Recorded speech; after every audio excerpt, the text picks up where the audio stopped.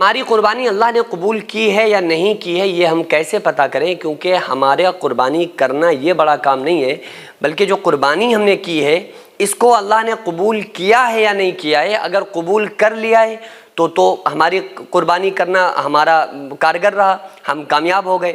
لیکن اگر قربانی ہماری قبول نہیں ہوئی تو ہماری قربانی کا کرنا بیکار چلا گیا، رائگاں ہو گیا۔ تو یہ ہمیں کیسے معلوم ہوگا کہ ہماری قربانی اللہ نے قبول کی ہے یا قبول نہیں کی؟ کیونکہ بہت سارے ایسے لوگ ہیں کہ جو قربانی کرتے ہیں لیکن اللہ تبارک و تعالیٰ ان کی قربانی کو اپنی بارگاہ میں قبول نہیں فرماتا ہے۔ جبکہ ہمارا صرف قربانی ہی نہیں بلکہ کوئی بھی نیک عمل کرنا، کوئی بھی نیک کام کرنا بڑی بات نہیں ہے، بلکہ وہ بارگاہ خداوندی میں مقبولیت کے درجے کو پہنچ جائے، یہ بڑی بات ہے۔ بھئی ہم نمازیں پڑھ رہے ہیں، عبادتیں کر رہے ہیں، صدقہ دے رہے ہیں، زکوٰۃ ادا کر رہے ہیں، قربانی کر رہے ہیں، تو یہ تمام کام ہم کر تو رہے ہیں، لیکن کیا ہم نے کبھی سوچا ہے کہ ہمارے ان کاموں کو اللہ قبول کر رہا ہے یا نہیں کر رہا ہے؟ قبول ہو گیا تو ہم کامیاب، نہیں قبول کیا تو ہمارا یہ عمل بیکار چلے گئے، ہم نے جو بھی کام کیا یہ ہمارا قبول ہی نہیں ہوا، تو ان کاموں کو کرنے کا فائدہ کوئی نہیں ہے۔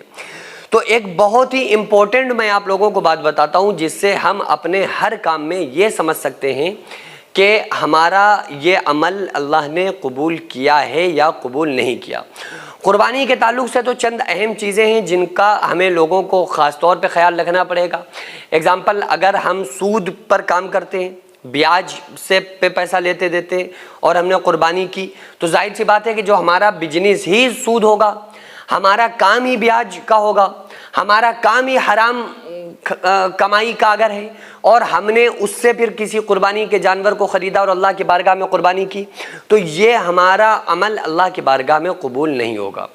کیونکہ جو بھی عبادتیں اور قربانی اور اللہ کے لیے جو ہم کام صدقہ خیرات زکوٰۃ قربانی کرتے ہیں، یہ اس میں سب سے امپورٹنٹ اور پہلی شرط جو ہے وہ یہ ہے کہ ہمارا پیسہ حلال ہونا چاہیے۔ ہمارے پیسہ ایسا نہیں کہ وہ لوٹا ہوا ہو، ایسا نہ ہو کہ ہمارا پیسہ چھینا ہوا ہو، ایسا نہ ہو کہ سود اور بیاج کے ذریعے سے وہ پیسہ کمایا ہوا ہو، کیونکہ اللہ تعالیٰ ایسی قربانی کو قبول ہی نہیں کرتا ہے، ایسی عبادت کو قبول ہی نہیں کرتا ہے جو حرام پیسے سے کما کر جن عبادتوں کو کاموں کو کیا گیا ہو۔ تو پہلی چیز تو یہ ہے کہ ہماری رقم جائز ہونا، ہمارا پیسہ صحیح ہونا، ٹھیک ہے۔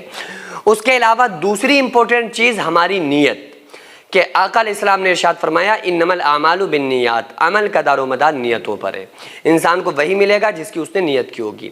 اگر آپ فخریہ طور پر جانور لے کر کے آئے، آپ نے دیکھا کہ ہمارا پڑوسی 20,000 کا بکرا لے کر آیا ہے تو ہم 40,000 کا لے کر آئیں گے، ارے ہم اس سے پیچھے تھوڑی ہٹیں گے، ارے ہم تو ایسے کریں گے، ہم یہ کریں گے۔ اور کسی کو نیچا دکھلانے کے لیے اگر آپ اپنے پڑوسی کے حسد میں یا کسی کو نیچا دکھلانے کے لیے جانور خرید کر لائے ہیں تو یہ عمل آپ کا بارگاہ خدا میں مقبول نہیں ہوگا، کیونکہ یہ عمل دکھاوے میں شمار ہو جائے گا، جبکہ اللہ تبارک و تعالیٰ ان اعمال کو قبول کرتا ہے جو اللہ کے لیے کیے جائیں۔ قرآن کریم میں اللہ تعالیٰ نے کیا فرمایا، اور اس کو جب جانور ذبح کیا جاتا ہے تو اس آیت کو پڑھا بھی جاتا ہے، ان صلاتی و نسکی و محیای و مماتی للہ رب العالمین، کہ بے شک میری عبادت، میری نماز، میرا جینا، میرا مرنا سب اللہ رب العالمین کے لیے۔ تو وہ ساری چیزیں اللہ کے لیے ہونا چاہیے۔ اللہ کے پاس نہ بکرے کا جانور کا خون پہنچتا ہے، لحومھا ولا دماؤھا ولکن ینالہ التقوی منکم، اللہ فرما رہا ہے نہ ہمارے پاس خون آتا ہے نہ گوشت آتا ہے، بلکہ تمہارا تقوی ہم دیکھتے ہیں۔ تو اللہ تعالیٰ جو دیکھتا ہے وہ بندے کا تقوی دیکھتا ہے۔ تو یہ اللہ کے لیے ہماری جو قربانی کا کرنا ہو وہ اللہ کے لیے ہونا چاہیے، کسی کو دکھانے کے لیے نہیں ہونا چاہیے، ٹھیک ہے۔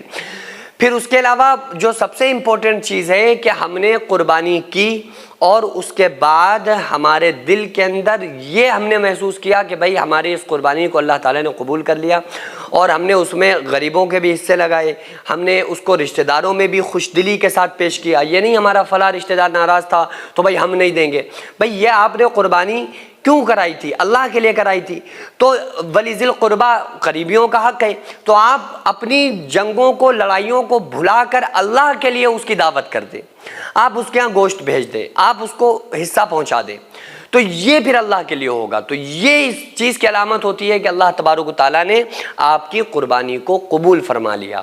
آپس کی رنجشوں کو بھلا کر، آپس کی لڑائیوں کو بھلا کر اللہ کے لیے ان کی دعوتوں کو کرنا کہ بھئی یہ تو ہم نے اللہ کے لیے قربانی کی تھی، آپ ہماری اس قربانی میں شریک ہو جائیں، آپ ہمارے اس گوشت کو قبول کر لیں۔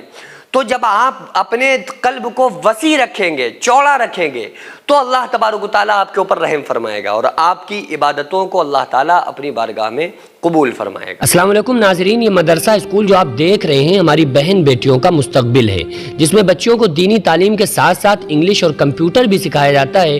اس ہاسٹل میں میں الحمدللہ 12 کمرے 5 ہال تیار کر چکا ہوں، لیکن ابھی بھی کروڑوں روپے کا کام باقی ہے جس کو اکیلے نہیں کیا جا سکتا ہے۔ اس لیے آپ تمام لوگ ہمارے ساتھ مل کر بچیوں کا بہترین فیوچر بنانے میں ضرور حصہ لیں اور ہر ہفتے 100-500 روپے آپ اس QR پر ضرور ڈالیں۔ اللہ تعالیٰ آپ کو اس کا 10 گنا دنیا میں، 70 گنا آخرت میں اور مرنے کے بعد قیامت تک قبر میں اس کا اجر عطا فرمائے گا۔ السلام علیکم ورحمۃ اللہ وبرکاتہ۔